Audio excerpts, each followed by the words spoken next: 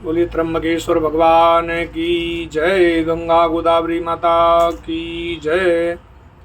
तो मित्रों, पितृपक्ष चल रहा है और आज चतुर्थी श्राद्ध है। शास्त्रों में कहा गया है कि श्राद्ध कर्म हमारे हिंदू धर्म में अपने पितरों की आत्माओं के मुक्ति के लिए और उनके आत्मा के शांति के लिए किया जाता है। त्र्यंबकेश्वर में आकर लोग नारायण नागबली पूजा, त्रिपिंडी श्राद्ध पूजा करते हैं। और क्यों करना चाहिए, शास्त्र में वर्णन है।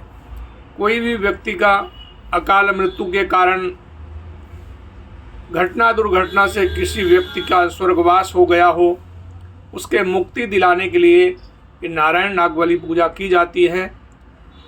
इसे पितृदोष कहते हैं और पितृदोष निवारण के लिए की जाती है ये पूजा। कहा जाता है कि पितृदोष का निवारण करने के लिए त्र्यंबकेश्वर में आकर व्यक्ति नारायण नागबली का पूजा करता है।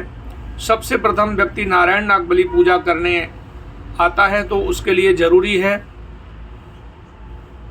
पूजा का शुभ मुहूर्त और शुभ तिथि के अनुसार ये पूजन किया जाता है।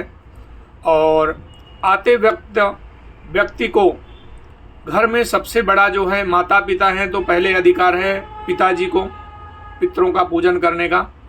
अगर दादाजी हैं तो पहला अधिकार है दादाजी को नारायण नागबली पूजा करने का अधिकार। और जिसके पिताजी नहीं होते हैं तो बच्चों को अधिकार होता है नारायण नागबली पूजा करने का अधिकार। और जोड़ी के साथ में बैठ कर के आप नारायण नागबली का पूजा कर सकते हैं।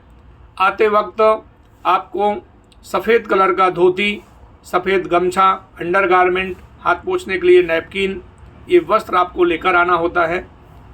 लेडीज के लिए काला, हरा और नीला, ये 3 कलर के कपड़े निषेध हैं। 3 कलर छोड़कर दूसरा कोई भी कलर का साड़ी आप पूजा में पहन सकते हैं। साड़ी कंपलसरी है। दूसरा चीज़ है, नारायण नागबली पूजा इसलिए किया जाता है कि कोई अकाल मृत्यु से हमारे वंश में, हमारे परिवार में कोई व्यक्ति चला गया हो, जिनका स्वर्गवास हो गया हो, तो उनकी आत्मा की शांति के लिए ये कार्य किया जाता है नारायण नागबली पूजा। हमारे घर में मांगलिक कार्य नहीं हो रहे हैं, संतान की प्राप्ति नहीं हो रही है और घर में कोई ना कोई व्यक्ति बीमार रहना या रोग व्याधियों से ग्रसित रहना, कार्य व्यापार में सफलता ना मिलना, रुकावटें आना, ये कई तरह के जीवन में परेशानियां व्यक्ति के जीवन में आती हैं। और जब हम अपने पितरों के लिए त्र्यंबकेश्वर भूमि में आ करके और यहाँ पे गोदावरी के सानिध्य में, संगम में बैठ करके ये नारायण नागबली का पूजा करते हैं तो हमारे पितरों की आत्माओं को शांति मिलती है और वैकुंठ धाम की प्राप्ति होती है। भगवान नारायण का सानिध्य प्राप्त होता है और पितृ प्रसन्न होकर हमारे वंशजों को आशीर्वाद देते हैं। और जब हम यहाँ पे गोदावरी के कुंड में स्नान करके त्र्यंबकेश्वर मंदिर का दर्शन करते हैं तो हम जो भी मनोकामना लेकर आते हैं और भगवान को अपनी मनोकामना बोलते हैं तो भगवान सभी मनोकामनाओं को परिपूर्ण कर देते हैं। नारायण नागबली पूजा 3 दिन की विधि होती है। पहले दिन नारायण नागबली का पूजा होता है, दूसरे दिन पूजा होता है नारायण नागबली का, और तीसरे दिन गणेश पूजन होता है, कलश पूजन होता है। और दोपहर में तीसरे दिन 12-1 बजे तक आप लोग फ्री हो जाते हैं और फिर मंदिर का दर्शन करके आप अपने घर की ओर प्रस्थान कर सकते हैं। इसका नियम है, पूजा करने के बाद में 41 डेज तक नॉन वेज, ड्रिंक, शराब, नशीली पदार्थ ग्रहण नहीं करना होता है।